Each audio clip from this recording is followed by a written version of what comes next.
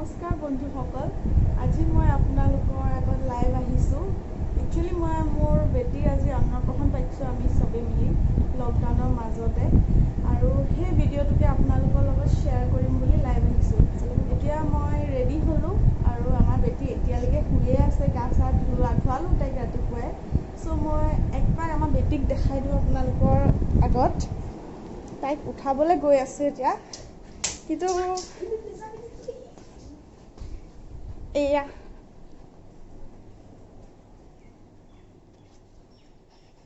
এয়া আমাৰ বেটী ধুনীয়াকৈ শুই আছে। নেল পলিচ লগাম বুলি ভাবিছিলোঁ, বাট মই টাইম নাপালোঁ। উঠাম আৰু এতিয়া। বেটীৰ নাম নিয়াচিনী, ঘৰত আমি চবেই নিমি বুলি মাতোঁ। চ' শুয়ে আছে, নুঠে এতিয়া। তাইক ভালকৈ উঠাব লাগিব। আপোনালোকক যিহেতু ক'লোঁ মই যে ৰাতিপুৱাৰ পৰা মই নেল পলিচ অকণমান লগাবলৈও সময় পোৱা নাছিলোঁ। কেলৈ পোৱা নাছিলোঁ এয়া দেখাইছোঁ। একচুৱেলি মই এই আইটেমখিনি বনাই আছিলোঁ।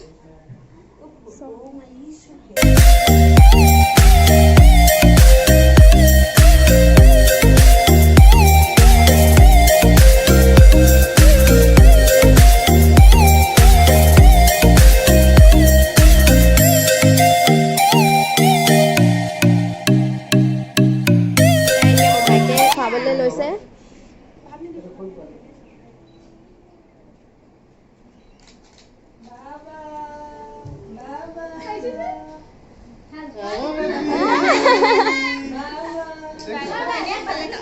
বেটিয়ে ধুনীয়াকে পজ দি দিছে দে। বেটি ওপৰলৈ চাই দে, ওপৰলৈ চাই দে।